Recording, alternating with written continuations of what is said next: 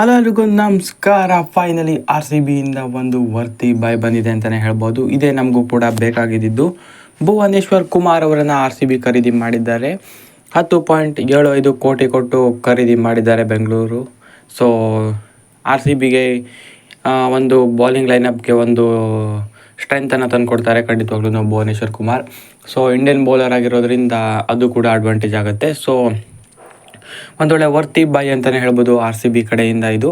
So ಈ ಥರ ಬಾಯಿಗಳನ್ನೇ ನಾವು ಎಕ್ಸ್ಪೆಕ್ಟ್ ಮಾಡ್ತಾ ಇದ್ವಿ ಫ್ಯಾನ್ಸು. ಸೊ ಒಂದು ವರ್ತಿ ಬಾಯ್ ಬಂದಿದೆ ಅಂತಲೇ ಹೇಳ್ಬೋದು. ಸೊ ಭುವನೇಶ್ವರ್ ಕುಮಾರ್ ಹಿಂದೆ ಕೂಡ RCBಗೆ ಆಡಿದ್ರು ಸ್ಟಾರ್ಟಿಂಗ್ ಡೇಸ್ ಆಫ್ IPL ಕೆರಿಯರ್ನಲ್ಲಿ. ಈಗ ಮತ್ತೊಮ್ಮೆ ಹೋಮ್ ಕಮಿಂಗ್ ಆಗಿದೆ ಅಂತಲೇ ಹೇಳ್ಬೋದು. ಸೊ ಸ್ಟಾರ್ಟಿಂಗ್ ನೋಡ್ತಾ ಇದ್ದರೆ RCB ತೊಗೊಳ್ಳಲ್ವೇನೋ ಅಂತ ಅನಿಸಿತ್ತು. ಯಾಕಂದರೆ ಸ್ಟಾರ್ಟಿಂಗಲ್ಲಿ ಬಿಡ್ಡೇ ಮಾಡಿರಲಿಲ್ಲ. ಕೊನೆಗೆ ಸರ್ಪ್ರೈಸ್ ಕೊಟ್ಟು ಭುವನೇಶ್ವರ್ ಕುಮಾರನ್ನು ಖರೀದಿ ಮಾಡಿದ್ದಾರೆ. ಸೊ ಇನ್ನೂ ಒಂದು RTMನ್ನು ವಿಲ್ ಜಾಕ್ಸ್ಗೆ ಮಾಡಿದರೆ ಉತ್ತಮ ಅಂತ ಅನಿಸ್ತಾ ಇದೆ. ನೋಡೋಣ ಮುಂದೆ ಹೇಗೆ ಮಾಡ್ತಾರೆ ಅಂತ.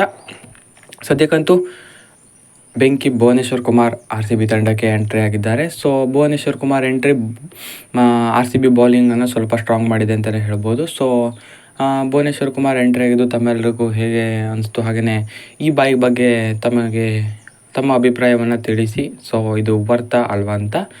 ಇದು ನಂಗೆ ಅನಿಸೋ ಮಟ್ಟಿಗೆ ವರ್ತ್ ಬಾಯಿನೇ ಖಂಡಿತವಾಗ್ಲೂ. ಭುವನೇಶ್ವರ್ ಕುಮಾರ್ ಅಂತ ಪ್ಲೇಯರ್ ಬೇಕಿತ್ತು RCBಗೆ. ಸೊ ನಿಮ್ಮ ಅನಿಸಿಕೆ ತಿಳಿಸಿ. ಸೊ ಇದಾಗಿತ್ತು ವಿಡಿಯೋ. ಹೆಚ್ಚಿನ ವಿಡಿಯೋಗಾಗಿ ಸಬ್ಸ್ಕ್ರೈಬ್ ಮಾಡಿ.